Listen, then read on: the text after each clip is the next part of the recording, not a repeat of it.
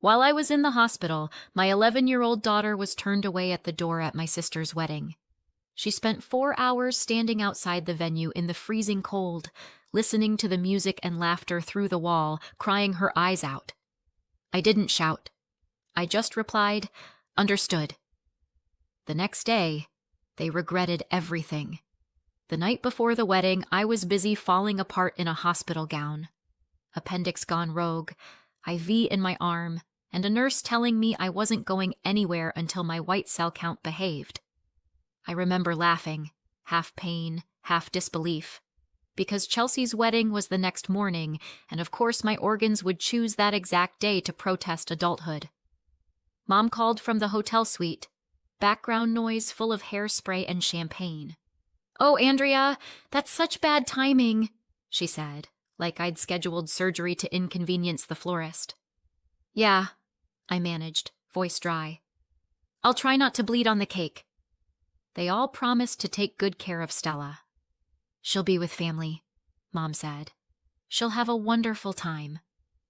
Right, the same family that once forgot me at a gas station in Ohio, but I bit my tongue, because I always do, and told Stella to behave, to smile, to have fun for both of us. Daniel, my ex, expert at polite rescues, offered to drive her there. He wasn't invited, of course. Chelsea's guest list was curated like a reality show, but he said he'd drop Stella off and leave quietly. "She'll be fine," he texted. "I saw your parents at the entrance." She's with them now. I looked at the message on my phone, IV machine beeping beside me, and thought, for once, maybe things will run smoothly. Hospital time is strange. The minutes stretch like gum. Between vitals checks, I scrolled through social media, watching Chelsea's wedding bloom online. Bouquets, fairy lights, people clinking glasses under chandeliers. Every photo had that same filtered glow of perfection. Mom grinning with Dad. Chelsea in white, kissing Josh under strings of lights. The caption, "Finally, Mrs. Matthews." I kept waiting to see Stella. Scrolling, refreshing, nothing. Maybe she was shy about photos. Maybe she was off playing with the other kids. The nurse brought my dinner tray, lukewarm soup, gray chicken, and I joked, "Fine dining, courtesy of the county's worst appendix." She smiled politely and left. When the door closed, the silence felt heavy. I turned my phone face down. I didn't want to be the jealous sister in a hospital bed stalking wedding hashtags. Around 8, the sky outside turned the color of bruised glass. My phone buzzed. Daniel. I expected something ordinary, heading back soon, or she wants to FaceTime. Instead, his message was a single line. "Call me." I did. He picked up on the first ring, voice low, strained.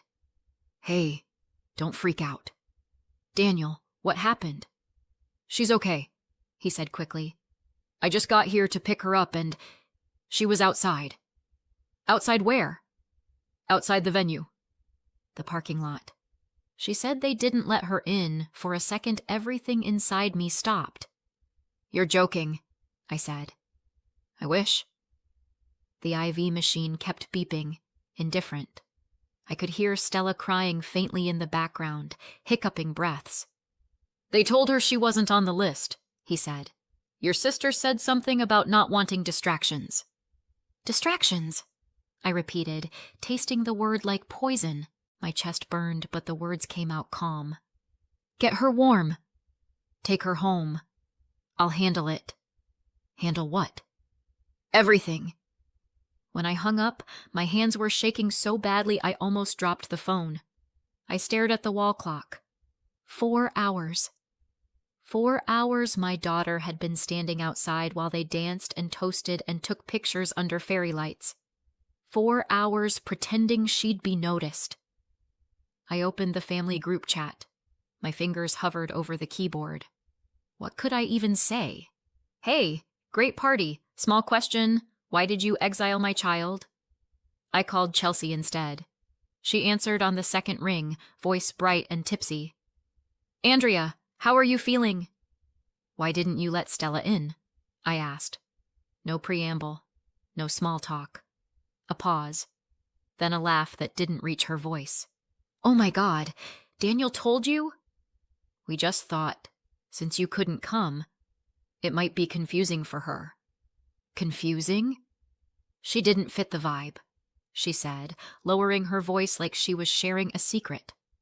"It was supposed to be adults only." "She's 11. "Exactly." Somewhere behind her, I heard Mom's voice.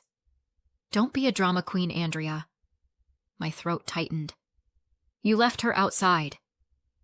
"In 30-degree weather, we thought Daniel would come back sooner," Mom said, grabbing the phone, her words slurring slightly with champagne. "She's fine." "You're making it sound awful."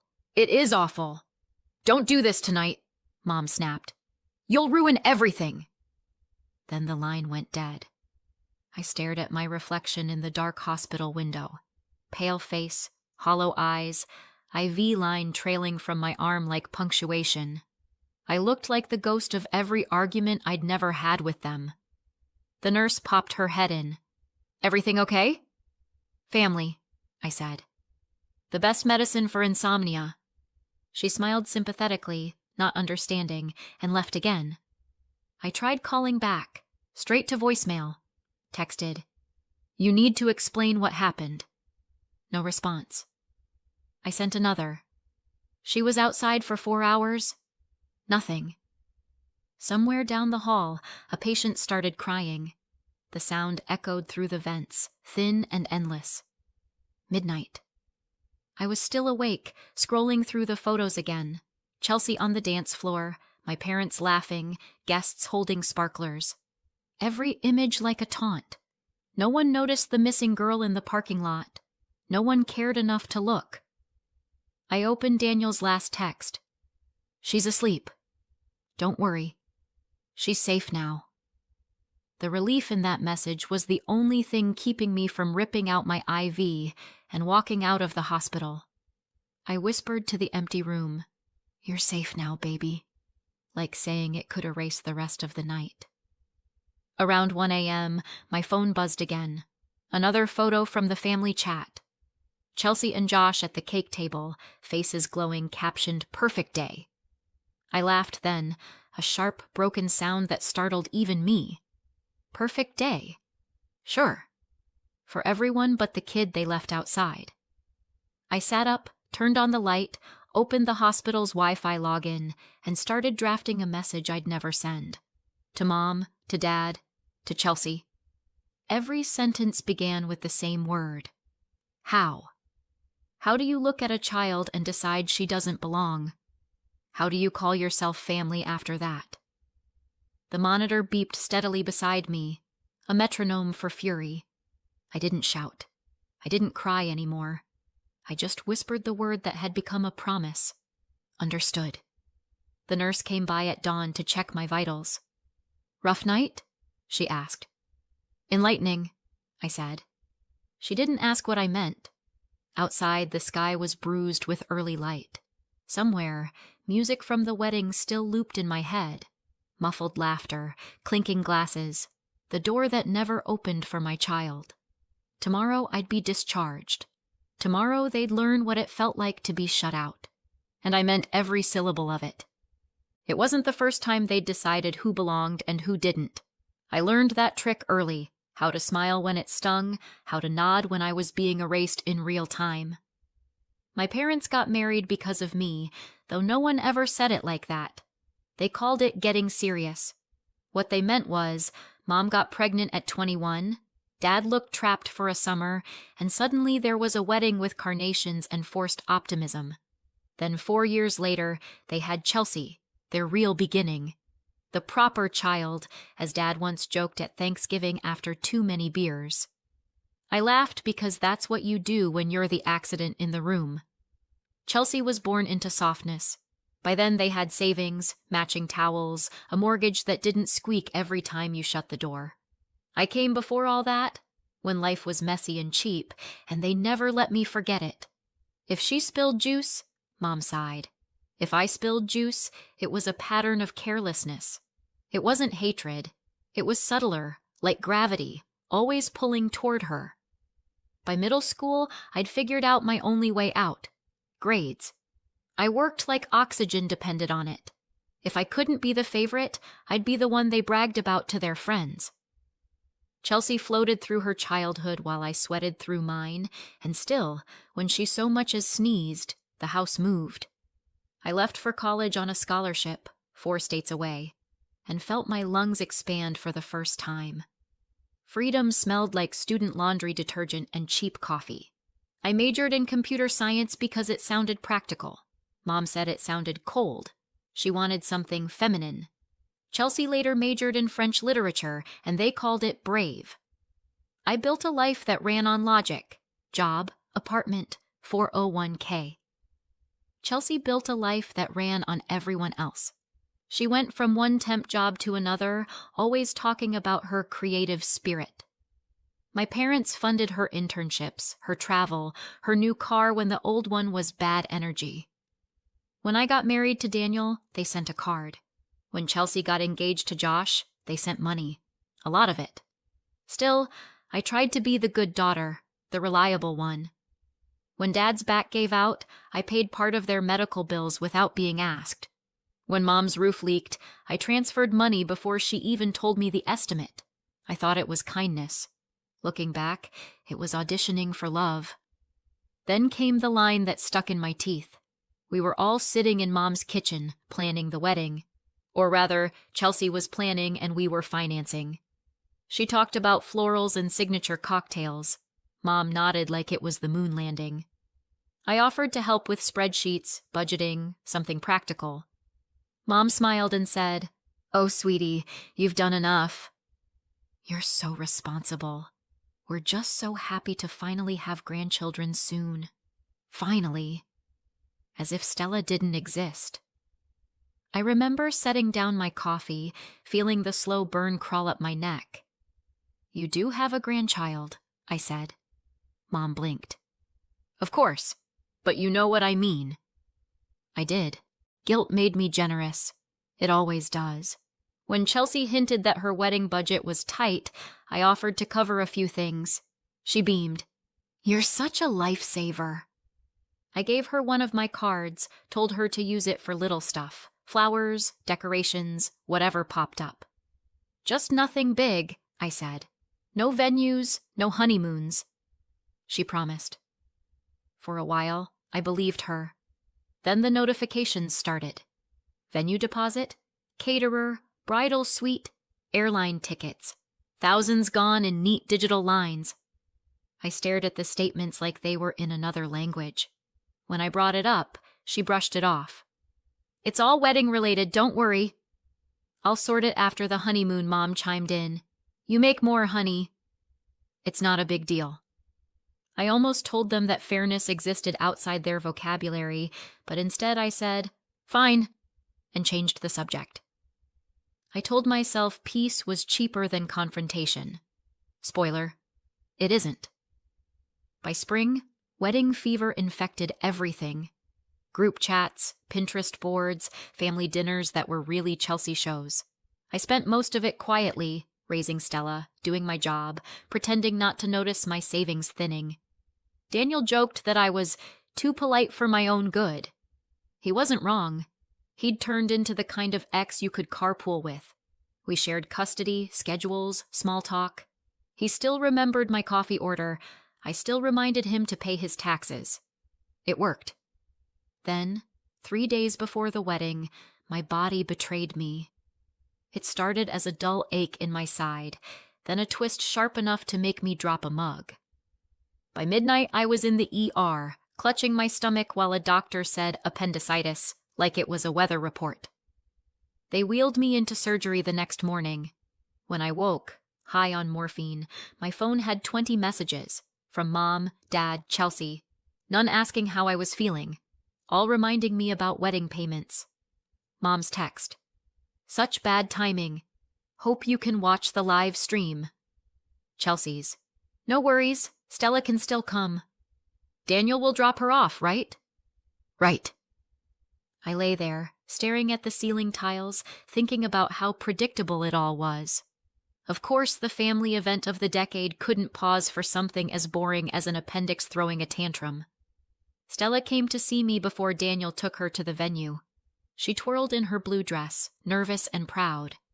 "You look amazing," I told her, even as pain stabbed through my side. She hugged me carefully around the IV line.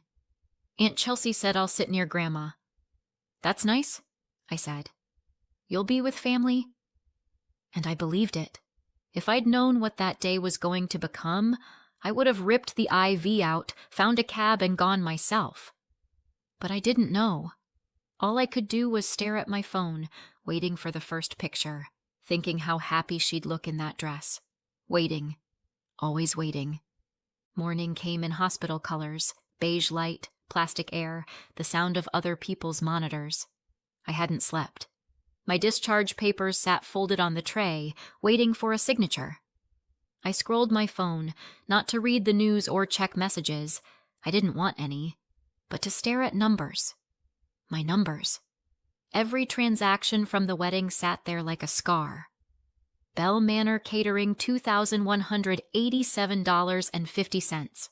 Amber and Rose Florals, $894.10.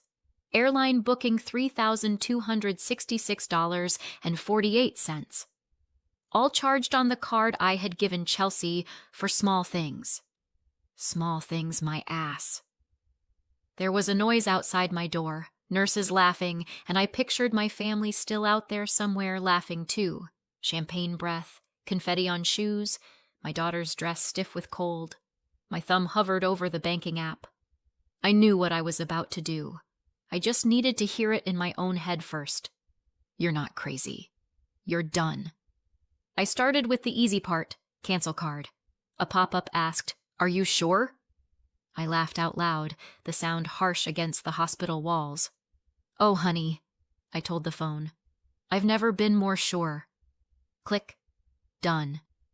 Card ending 4321 deactivated. Next step, dispute charges. The screen filled with vendor names like a hit list. Venue, florist, band, travel agency. One by one, I typed the same phrase. Unauthorized use / exceeded agreed purpose. By the third form, my hands were steady. By the fifth, I was smiling. I canceled the monthly transfer to my parents too, $500 they never asked for but always expected, like a subscription to my guilt. Tap, tap, tap. Gone. For the first time all night, my breathing slowed. I even cracked a joke to myself. Doctor's orders: reduce stress by eliminating parasites. It was almost funny how easy it was to take your life back. 3 taps, 2 calls, 1 polite hold message later, and my family's financial umbilical cord was officially severed. The nurse poked her head in to check vitals. "Feeling better?" she asked. "Depends who you ask," I said. "My blood pressure's down." My sister's might not be. She smiled, confused, and disappeared again. I looked at the screen one more time. A list of open disputes flashed back, case numbers like tiny trophies. Somewhere, a song from the wedding playlist still echoed in my head. "Don't Stop Believin'." I almost snorted. They should have stopped a long time ago. By mid-morning, they signed my release. I packed slowly, careful with my stitches, the hospital bracelet still cutting a white ring around my wrist. Daniel texted, "Just dropped Stella off. She's okay. Quiet." When I got home, she was waiting on the couch in her blue dress, the hem wrinkled, a crushed petal still clinging to it. Her little purse sat in her lap like proof. I crouched beside her. "Hey, sweetheart." Her eyes were red. "They said I wasn't on the list." My throat tightened. "I know. That wasn't your fault." She looked down at her shoes. "I stayed because I thought maybe they'd change their mind. Maybe if they saw I waited long enough, they'd let me in." I swallowed hard. "Oh, baby." "But Grandma was there." "Yeah," I said softly. "I know." I helped her out of the dress, made hot chocolate, and tucked her under a blanket. The sound of cartoons filled the room, thin and bright against the quiet. She leaned into me, half asleep, whispering, "It was really cold, Mommy." I kissed her hair. "Not anymore." My phone buzzed. Chelsea calling. Of course it was. I watched it light up on the table, her name glowing like an alarm. I let it ring out. Once. Twice. 3 times. Then silence. A minute later, another call. This time I answered. "Why aren't my payments going through?" she blurted. No hello, no apology. I almost admired the consistency. "Because I canceled them." "What?" "I canceled the card. Filed disputes. You'll need to cover your own charges now." Her voice went high, brittle. "You gave me that card." "You said it was my contribution. I said small things." "You spent $10,000. It was all for the wedding. You can't just—" "Actually, I can." There was a pause, then a noise that might have been a sob or a shriek. "You're unbelievable." "Thank you," I said. "Finally, we agree on something." She started to rant, something about vendors and deposits and how she'd be in trouble. I let her talk until her words ran out. When she finally said, "You'll fix this, right?" I answered, "No, Chelsea. This time, you will." And I hung up. For a few blessed hours, there was quiet. Then a knock. Not the polite kind. The family kind. I opened the door. Mom's face was flushed. Dad's jaw tight. "What the hell did you do, Andrea?" Mom demanded. "Chelsea's in tears." "You canceled everything? Are you insane?" I leaned against the frame. "Takes one to know one." Dad stepped in like he owned the place. "This isn't funny. You've humiliated your sister. She humiliated herself when she told an 11-year-old she wasn't on the list." Mom stiffened. "That's not how it happened." "Oh? Did she throw confetti first?" "She was trying to keep the ceremony small," Mom said, hands slicing the air. "The planner said no children, and Chelsea agreed. We told the usher not to admit anyone under 12. "Except you forgot to tell the child who'd already been invited," I shot back. Mom winced. "She arrived with Daniel before we could explain. He just dropped her and left. What were we supposed to do?" "Let her in." Dad's voice rose. "She was in tears." "Do you think we enjoyed that? We thought she'd call you or go home. We didn't think she'd just stand there." "She did," I said. "For 4 hours, waiting for her family to remember her humanity's silence." Then Mom whispered, "It was a misunderstanding." "No," I said. "It was a decision. Yours." She tried again, weaker. "We all thought it would be better without kids. Less distraction, more elegant." "Then it can be elegant without my money, too." Dad glared. "You can't just cut us off." "Chelsea's ruined. The vendors, not my problem." "Be reasonable," he pleaded. "What about the mortgage?"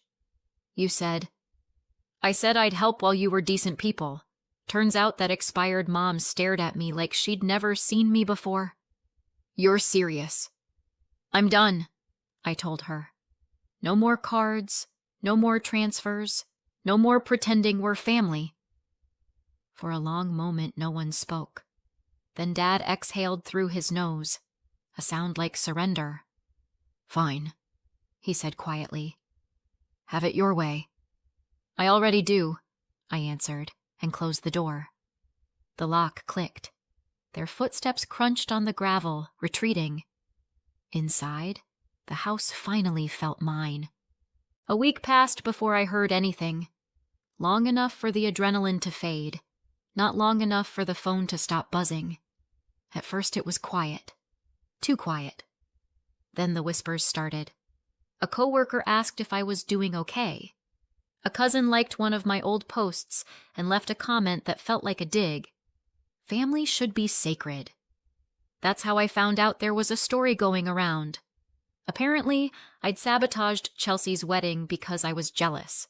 Couldn't stand that my little sister got the spotlight. The version where my daughter froze outside while they toasted champagne didn't make the rounds. Funny how gossip never does. I didn't respond.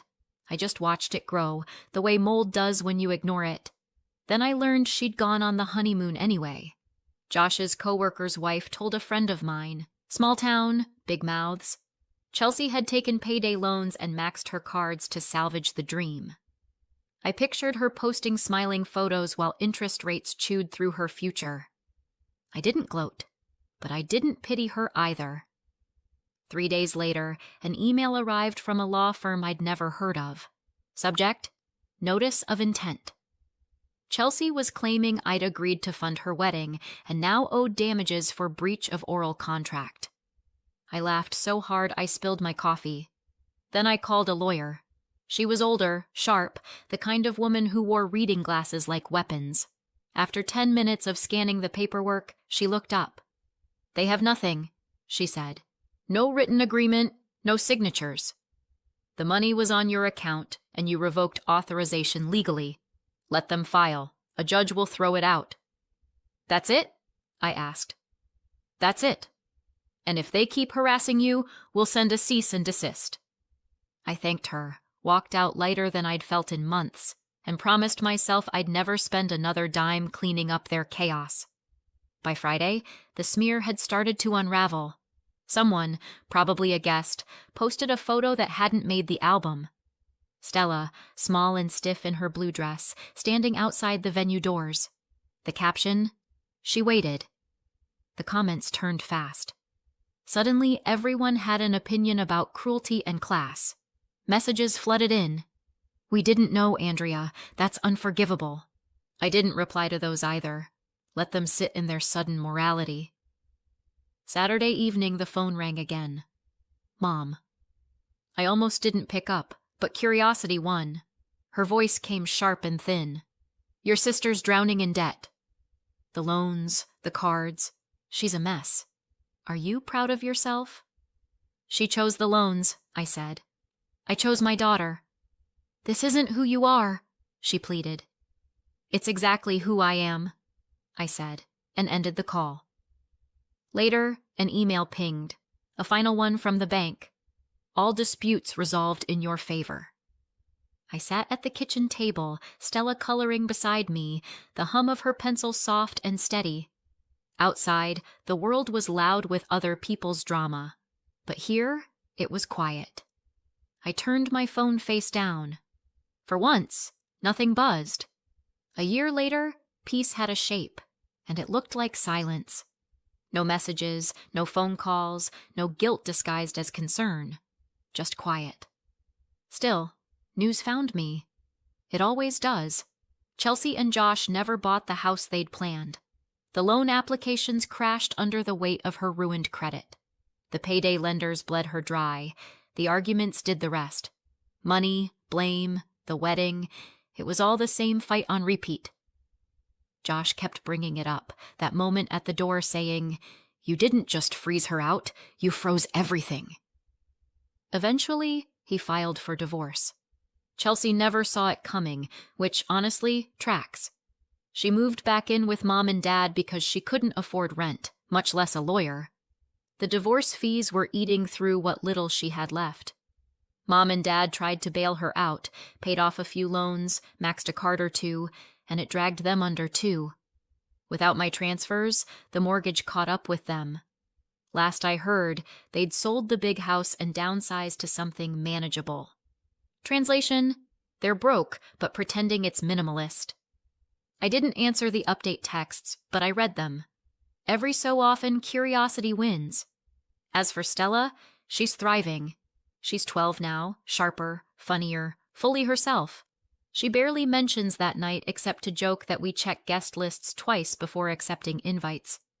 People sometimes ask if I miss my family. I tell them the truth. I miss the idea of them, not the reality.